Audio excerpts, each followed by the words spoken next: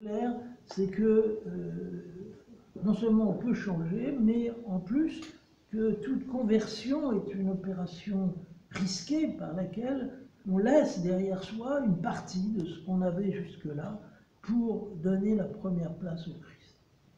Il a senti qu'il allait être le paria, que tout son milieu allait le rejeter, que tout ça, et il est allé quand même. Donc,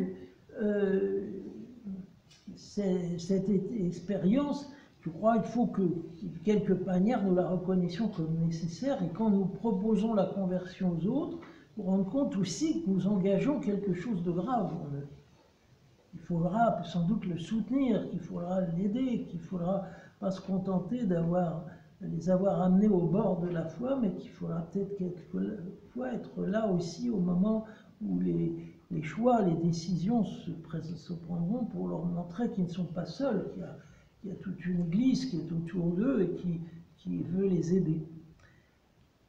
Alors, si saint Paul n'était pas né chrétien, il n'était pas né païen non plus. Il faut voir que pour lui, il avait une sérieuse connaissance des vérités religieuses et bibliques, comme pharisien, comme formé par Gamaliel, il n'était pas une table rase sur laquelle Dieu aurait construit du neuf. Il y avait déjà beaucoup de choses qui étaient acquises et qui vont servir à toute cette connaissance prodigieuse des Écritures qu'il déploie. Elle est antérieure déjà. Et donc, il ne va pas avoir à renier tout cela. Il va falloir qu'il l'assume et lui donne une autre orientation, mais c'est bien appuyé sur ça. Donc, c'est très rare que quelqu'un soit une table rase complète. Bien sûr, il n'y a peut-être pas de connaissance très précise du christianisme, mais il se peut qu'il ait aussi quelquefois des choses qu'il avait découvertes, qu'il avait comprises, et qui vont être un guide. Peut-être même parfois dans des religions qui ne sont pas la vraie religion, ils ont vu, compris des choses qu'il ne s'agira pas d'abandonner, mais qu'il faudra purifier ou transformer, mais qu'il faudra aussi un peu garder. La conversion, si elle est une rupture, elle n'est pas forcément une destruction de tout ce qu'il y a déjà de positif, mais que généralement, on redécouvre qu'après coup. Dans un premier temps, on en a à peine conscience, et puis ensuite, on se rend compte qu'effectivement, le bon Dieu avait déjà fait ce qu'il fallait pour qu'on ait des bases. Et aujourd'hui, les difficultés, c'est justement le manque de base de ceux que nous rencontrons souvent, qui de fait, n'ont même plus le minimum de catéchèse, d'instruction religieuse qui pourrait servir de point de départ qu'il faut pour commencer. Alors on dirait qu'ils n'ont pas de préjugés, au moins, ça c'est vrai, mais l'absence totale de base est quand même souvent un peu gênante. Mais voilà, on prend les gens comme ils sont et on ne va pas supposer forcément qu'ils aient tout, et parfois les bases qu'ils ont ne sont pas dans le domaine qu'on attendait. Ça sera, je ne sais pas, un sens artistique, une capacité de raisonnement, je ne sais quoi encore, qui servira à leur vie chrétienne après et qu'ils utiliseront lorsqu'ils seront eux-mêmes amenés à donner aux autres. Ah voilà, Jean-Baptiste, installe-toi. Alors, rendons-nous compte surtout que saint Paul est un converti d'après Pâques. C'est-à-dire que, à l'inverse des 12, par exemple, qui ont avancé progressivement, qui ont découvert Jésus progressivement, au début, ils se sont dit « Ah, il est chouette ce type-là », mais enfin, ils n'ont pas tout de suite dit « C'est mon Dieu éternel qui est là sur terre ». Ça a mis du temps avant d'arriver, même si ça a été assez rapide au total. Quand même, il a fallu du temps. Tandis que pour Paul, son christianisme sera d'emblée, partira du Christ ressuscité et glorieux qu'il a vu sur le chemin de Damas. Donc il n'aura pas suivi ce chemin progressif de découverte, d'étonnement.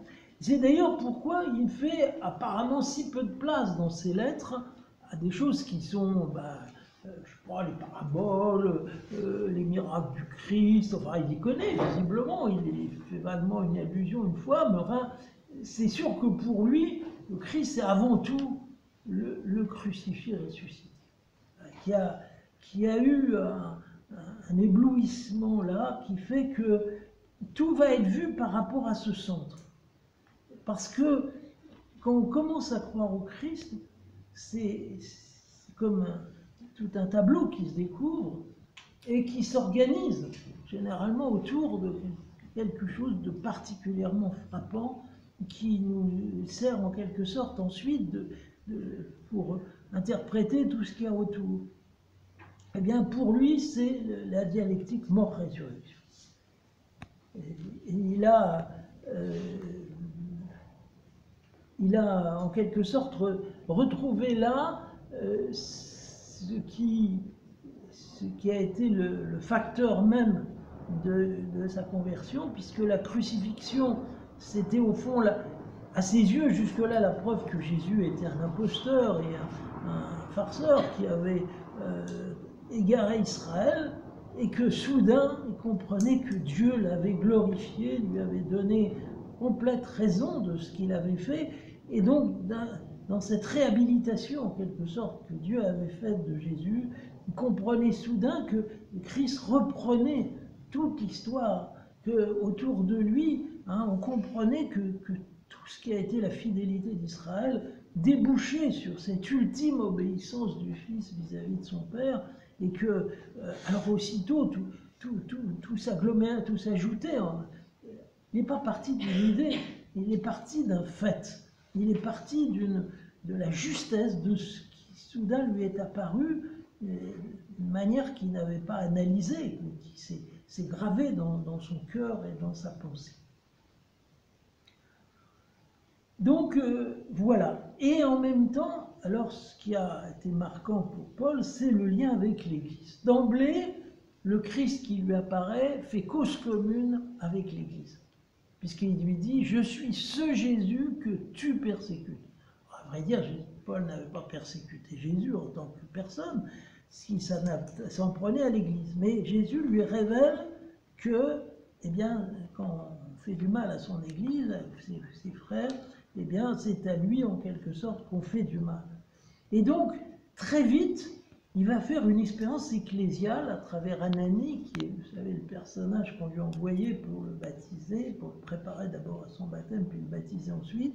Il va découvrir qu'il n'a pas le Christ sans l'Église. L'Église va être installée en plein cœur de sa conversion.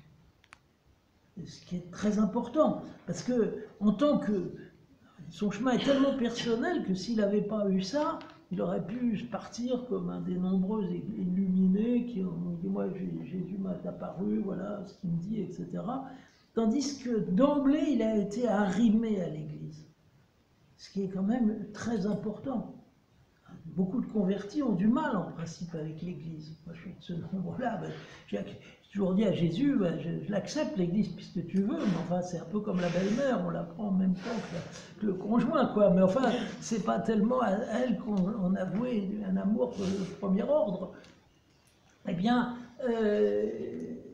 Saint Paul, lui, d'une certaine manière, il n'a pas pu jamais séparer le Christ de l'Église. Je crois que ça, c'est important, et qu'on y trouve grandement de quoi nourrir notre propre chemin. Donc, l'équilibre va pouvoir être gardé entre le côté très personnel de sa foi, cette rencontre qu'il a faite du Christ et qui rappelle sans cesse, et puis le fait qu'il est solidaire de cette société des amis de Jésus dans lequel il est rentré par le fait même de son baptême. Alors évidemment, quand on pense à tout ça, on se dit le Seigneur a fait fort ce jour-là. C'est peut-être un de ses coups les plus audacieux de toute l'histoire, d'avoir été prendre ce pharisien un peu fanatique pour en faire la flèche de choix, la pierre de grand prix avec lequel il va faire grandir l'Église. Mais, d'une certaine manière, c'est ce que Jésus a fait ce jour-là, il le fait à chaque fois qu'il prend un nouveau disciple. Parce que chacun de nous, même si nous ne sommes pas Paul, eh bien, d'une certaine manière, c'est une pierre précieuse nouvelle qui s'ajoute à la couronne. C'est une aventure particulière, extraordinaire, que Jésus assume et dont il fait son instrument pour atteindre les autres. Donc arrêtons-nous un moment sur cette expérience de la conversion, parce qu'elle est très importante pour nous. Parce que la conversion, c'est pas seulement quelque chose au passé, c'est pas un événement qu'on peut dater en disant voilà, c'est quand j'avais 20 ans, 25 ans, c'est quelque chose qui est aussi devant nous. Et d'ailleurs, vous allez voir, le dernier article de la déclaration du manifeste, c'est se convertir avant tout. Donc il y a cette conviction que la conversion n'est pas un événement du passé, mais qu'elle est aussi un fait de l'avenir, et que d'une certaine manière nous avons à implorer à Dieu pour qu'il nous convertisse. Car nous sommes un peu, mais nous ne sommes pas complètement, et peut-être même parfois nous avons repris un peu notre ancienne manière d'être, malgré notre conversion. Alors, on sait très bien que c'est facile de reprendre des choses, qu'on n'est pas toujours resté dans la ligne de ce qu'on avait vu et compris à un moment donné. Donc, c'est pour ça qu'il faut qu'à nouveau nous puissions nous remettre dans cet état d'esprit du converti, c'est-à-dire de celui qui accepte l'initiative complète du Christ sur nous. Et nous ne pensions pas qu'en quelque sorte les choses sont sur des rails, nous avons pris notre place dans l'Église, que nous avons pris les responsabilités, que nous avons fait ceci, que nous avons fait cela, et puis qu'ensuite ça devrait se continuer comme un long fleuve tranquille jusqu'au bout.